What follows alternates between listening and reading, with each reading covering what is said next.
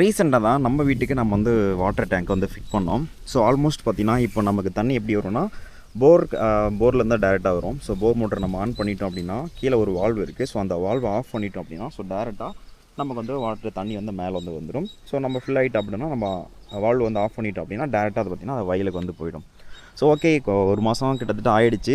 எந்த கண்டிஷனில் தண்ணி இருக்குது அப்படிங்கிறது பார்க்கலாம் அப்படிங்கிறது நான் வந்து மார்னிங்கே எழுந்து பார்த்தேன். ஸோ ஆல்மோஸ்ட் பார்த்திங்கன்னா அந்தளவுக்கு உப்பு இல்லை, அந்தளவுக்கும் மண்ணும் இல்லை. ஏன்னா ஆல்மோஸ்ட் சில நேரங்களில் பார்த்திங்கன்னா டேரெக்டாக போர்லேருந்து வந்தோ இல்லை கிணத்துலேருந்து நம்ம வந்து தண்ணி ஃபில் பண்ணோம் அப்படிங்கிற பட்சத்தில் கண்டிப்பாக சில நேரங்களில் உப்போ இல்லை வந்து மண்ணோ இருக்கும். பட் இதில் ஒரு மாதம் தான் இருக்கிறதுனால அந்தளவுக்கு எதுவும் தென்படலை. ஆனால் ஏர்லி மார்னிங் நான் செக் பண்ணும்போது பார்த்திங்கன்னா இங்கே ஒரு சில பூச்சிங்கள்லாம் இருந்துச்சு. அந்த பூச்சி எப்பரா வந்திருக்கும் அப்படின்னு நான் பார்க்கும்போது தான் ஸோ இந்த தண்ணி வந்து நம்ம இந்த டேங்க்குள்ளார போகிறதுக்காக நம்ம வந்து ஹோல்ட் பண்ணியிருக்காங்க. ஸோ அந்த ஹோல் பார்த்திங்கன்னா அன்ஈவனாக இருக்குது. ஸோ ஈவனாக கிடையாது.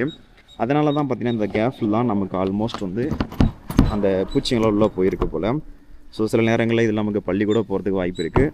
அதனால் நீங்கள் கூட வச்சுருக்கீங்க டேங்க் அப்படின்னா ஸோ ஆல்மோஸ்ட் அப்பப்போ செக் பண்ணிக்கோங்க என்ன அதில் இருக்குது ஏது இருக்குது அப்படிங்கிற பட்சத்தில். ஸோ ஏன்னா நான் தான் இன்றைக்கி தான் ரீசெண்டாக தான் பார்த்தேன். கண்டிப்பாக இதுக்கு அட்லீஸ்ட் நம்ம இந்த எம்சில்லாம் நம்ம இதில் போட்டு ஓட்டிட்டோம் அப்படின்னா ஓரளவுக்கு கேப் வந்து நமக்கு வந்து மறைஞ்சிடும். அதுக்கப்புறம் எந்த ஒரு பூச்சி உள்ளே வராதுன்னு நினைக்கிறேன். பட் நம்ம வந்து க்ளீன் பண்ணும் போது எடுத்துகிட்டு அதுக்கப்புறம் க்ளீன் பண்ணால் ஸோ அப்போ நமக்கு எம்சியில் இருக்கிறதுனால எதாவது ப்ராப்ளம் வருமானு தெரியல. ஸோ நீங்கள் கூட அடிக்கடி செக் பண்ணிக்கோங்க.